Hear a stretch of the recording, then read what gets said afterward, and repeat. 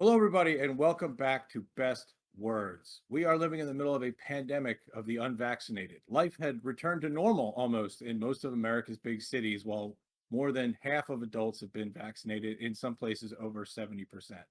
Now, the Delta variant is on the loose. Places like Missouri and Arkansas have full hospitals. I mean, it's just like 2020 again. People are showing up to ICU beds and being medevaced out to a big city hospital. We're out of beds. People are dying. People are getting sick in huge numbers again. The stock market crashed because of the growth in COVID. I'm here with renowned anti-vaxxer and show partner. Absolutely. Yeah, so we're going to talk today about vaccines, vaccine hesitancy, vaccine policy, and what we should do, what we need, what's okay to make people do, what's okay to coerce people to do, and what is okay to suggest people do, and what is okay to sanction people who don't do it. So again, you're a big anti-vax guy, right? Absolutely. Left wing is full of anti vaxxers, and I am certainly one of them. What about you? Oh yeah, yeah. Well, it's funny. The anti-vax movement began really on the left. It started as sort of an upper middle class Bay Area phenomenon about 15 years ago. I was so grateful when the center of gravity of the anti-vax movement moved into the right wing. I felt a huge sigh of relief, really, because I did not want this to be a fringe left wing movement. Yeah, Um, the burden got lifted, has been lifted the last like year or two now. yeah, now I'd say it's 80% a right wing movement, Yeah, and it's a it's political thing now. It's not. It was more left wingers right back in the day, but it wasn't like, oh, I'm a Democrat, so or I'm left wing, so I'm anti-vax. It just kind of birthed out of the left wing movement. I guess out of kind of a anti-pharma thing was probably the biggest reason for that. But Yeah, and then it's possible to distrust big pharma. I distrust big pharma. I think the way we handle pharmaceutical, I think the pharmaceutical industry is they shouldn't be allowed to advertise. I think they don't, they don't fund their R&D. The NIH funds their R&D. I don't think people understand just how much money big pharma makes off of taxpayers when they all tell this giant lie that, we need to have monopoly pricing on American consumers because we need to fund R&D. That's a lie. American consumers are paying monopoly prices and funding the R&D. Big pharma is not always an honest actor. Distrusting big pharma is a sensible thing to do. But that doesn't mean that the vaccine is fake or it doesn't work. The right wing now is up in arms saying, well, look, Kamala Harris said that she wouldn't trust a vaccine that Trump brought out. And it's like, okay, one, you have to look at the whole thing. She said she wouldn't trust it if just Trump uh, was recommending it, but she would listen to the scientists. The right current anti-vax movement is not listening to the scientists. Would it be passed? Is Donald Trump above putting a sham vaccine on the market just to claim credit and let people die and deal with the consequences later? Of course not. Of course not. He absolutely would have done something like that. I'm not the biggest Joe Biden fan in the world. I think everyone here knows that, but I don't think in a million years he would intentionally put a faulty vaccine on the market just to claim credit for it, something Donald Trump absolutely would have done. I want to talk about Operation Warp Speed. The Republicans love to give Trump credit for the vaccine. They say he did warp speed. I'm going to go ahead and say no points given. No points given. Any president would have done that. What president wouldn't have marshaled resources to speed up the development of a vaccine during a once in a century pandemic? I'm sorry, no points. Like that is the bare minimum you expect from a president of the United States. It's like Jared and Ivanka in 2015, 2016 saying, well, we have gay friends. No points. No points. That's the bare minimum, whoop-de-doo. Um, or in, 2001, 2002, right, when Bush bombed Afghanistan. This is a famous David Cross joke. He's like, oh, he's such a strong leader. It's like, no, who wouldn't have done that? Hell, Nader would have bombed Afghanistan after 2001. So Operation Warp Speed, no points. It's the bare minimum, right? And of course, the first one, Pfizer, wasn't even part of Warp Speed. right, that was But that developed was in Germany by a couple, right? A couple of uh, scientists. Not it didn't have anything to do with warp speed. had nothing to do with, and they were also Turkish immigrants into Germany too, Of which was course, a whole. we should probably not let them in the country if they wanted to come, according Now, to immigrants have Trump. never done anything for the sciences. Absolutely not. Um, So yeah, no credit at all for Warp Speed. That pisses me off so much. That was the absolute bare minimum an American president is expected to do. The only thing notable about Warp Speed is that he didn't fuck it up or put Jared in charge of it and have him fuck it up. Like that's it. That's it. There's nothing special about Warp Speed. This is not a He's not a great man for doing this. He didn't do anything exceptional. He didn't do anything out of the ordinary. He didn't do anything, and that's, I guess, what he gets some credit for. Again, not putting his fingers in the till and fucking up the process. So, way to Well, go. I'm not too much on the credit camp because he did so much to actually, besides Warp Speed, he did so much just with his words to fuck it up, and honestly support like an anti-vax sentiment both in and out of office, and also pushing things like hydroxychloroquine and like these BS magic cures. He did He so loves much magic. damage. Yeah, just so much damage with um, simple interviews and just pointing people in the wrong direction the entire time, which is honestly probably why he lost the election. If COVID didn't happen, I think he would have sailed. Biden would have been a joke then. Uh, I mean, I think there's probably something to that. So, St. Jude, the famous children's cancer hospital, came out and said that they came out and said you're going to get the vaccine or you're going to be fired if you want to work here. And some members of the right wing are up in arms, and it's like, what about their bodily autonomy? And it's like they could take their bodily autonomy and pack up their desk and go to their car. No one's holding them down and forcing them to get a vaccine, but they cannot work around children receiving chemotherapy and because of their bodily autonomy and their religious beliefs prevent them from getting a vaccine. Like, absolutely not. Um, it boggles my mind that people are willing to even take that chance or like mark that as an acceptable price to pay for someone's quote unquote beliefs.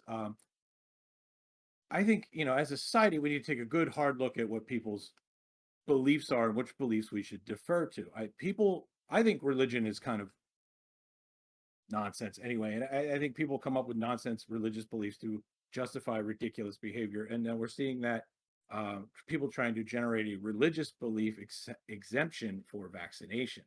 Um, and no dice, no dice. No, again, no one's holding you down, putting the shot in your arm. But the religion, you should not be able to cite religious beliefs to not get a vaccine to work in it, to go to school. Certainly not to work in a hospital. A bunch of hospital staff in Houston, Texas, took their case to court because they didn't want to get vaccinated, and they lost. But it just boggles my mind. Like, St. Jude is a children's hospital. We've all seen those ads that are heart wrenching. 6, 7-year-old kids in chemo, and it's like they have no immune system at all. And they say, well, look, the doctors have protocols in place to prevent infection. And it's like, okay, genius. Hospital infections are one of the leading causes of death in the United States. People all the time go to the hospital with one thing and then get a hospital-borne infection and die of it. It's actually incredibly common. Um,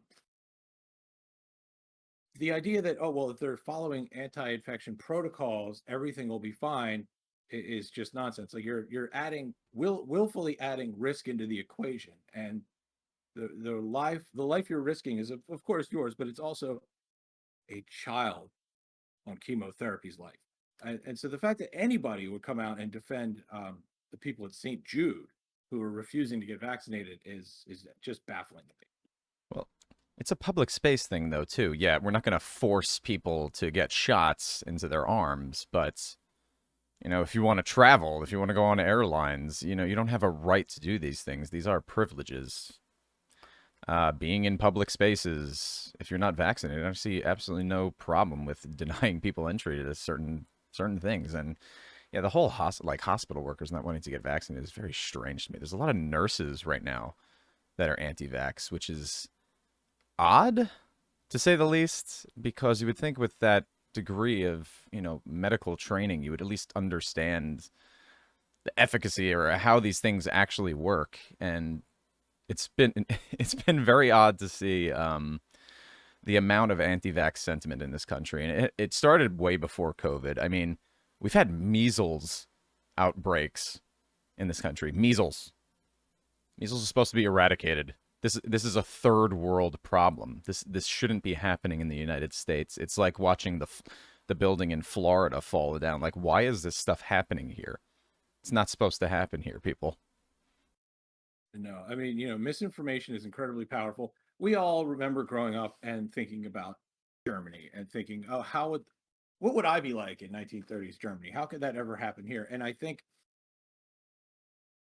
watching this incredible disinformation campaign where you have people's appealing to people's warped sense of identity and their insecurities around their sense of identity can lead them to make otherwise utterly baffling decisions, right? Like nurses who refuse vaccinations.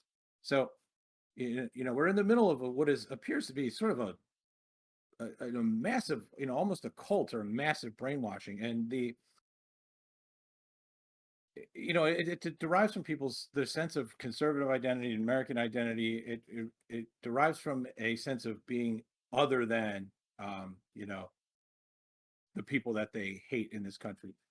It is a literal. It's a joke on the right. It's a joke on the left that people are dying to own the libs, right? Because all right wing policy for the last 2 decades You got at us. least is about owning the libs, right? Everything that Republicans care about is about pissing off the left. They don't really have any policy goals. They're nihilists. They Well, define tax themselves cuts as is about the only one. yes, with the That's the exception of real goal. yes, but that's not the goal of the rank and file, right? They're actually kind of left on economic policy. They You can be, know, yeah. the driving force for all of this is owning the libs and defining yourself in opposition to the libs, and that that drive is now so strong. People are literally dying. There's people nurses are telling these horror stories of people who were on their deathbed with COVID who refuse to believe COVID's real. So these misinformation campaigns are Yeah. strong and they permeate society. And, those of us who live, on the I-95 bubble or in California, I don't think we understand just how pervasive, just how normal these sentiments are in huge geographic swaths of the country.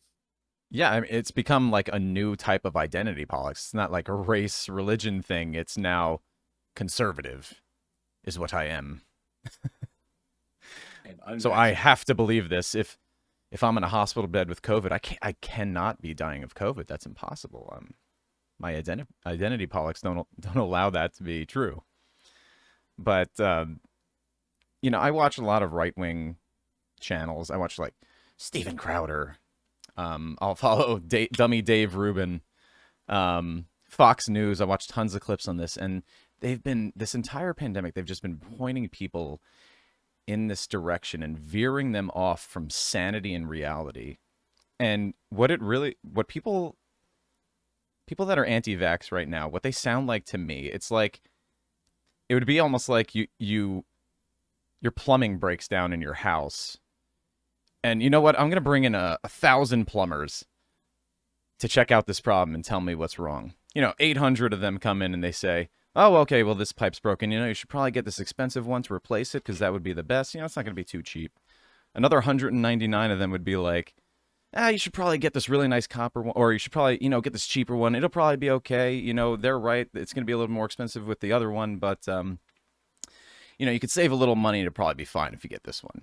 And then what the anti-vaxxers listen to is the one guy that comes in. He's like, got Back to the Future Doc hair. He runs in, he's in like a zoot suit. He runs in, he's like, you want metal pipes in your house? That'll cause magnetism. Magnets. Be scared. We can't do any of that. What we're going to do is we're going to take out all the plumbing in your house. And actually, we're not going to use that. You're going to get your water outside. You're going to pump it through a well. And then conservatives, they'll be like, yeah, I'm going with that guy. Like, these right-wing channels are like, I implore you to do your own research. I implore you, please look. Guess what? If you did your own research, you would find out that the vaccines for COVID are extremely effective, very safe. And of course, nothing is 100% safe ever. But the whole do your own research line is, basically just their way of keeping people scared and in the dark, honestly, about what's really true. And it drives me freaking crazy. Yeah, I mean, Facebook University, right? Like, oh, I love to say when people are like, I've done the research, be like, oh, really? You went back to school? That's great, because Yeah, right. they didn't do the Yeah. research. I did And my own so, research. but I got a COVID shot and I put a magnet on me at a 45-degree angle and it doesn't slide off. Holy shit. it's a basic scientific illiteracy and numerical and mathematical illiteracy in the populace. They took people who had the COVID shot and subsequently died, which happens, and then they said, look, the COVID shot killed them. This is, not the same thing, right? Having the COVID shot and then subsequently dying, not the same as dying from the COVID vaccine. But when Tucker Carlson got these numbers of people who died from the COVID vaccine, of course, it was a list of people who died who had the COVID vaccine. But his followers are morons, and What? they're just Lying trolling with the media. stats. Yeah, you can lie with stats very easily with, specific cherry-picked numbers. But well, we're both vaccinated and I have to say, we're still kicking people. Um get your vaccine. You know what's probably going to happen to you? You'll probably have a headache for a couple days. Most likely you'll be fine, okay? Getting COVID would be much worse. The Delta variant right now is ripping through unvaccinated populations, and it's not going to be pretty. So, yeah. Let's listen to the real science, people. Thank you.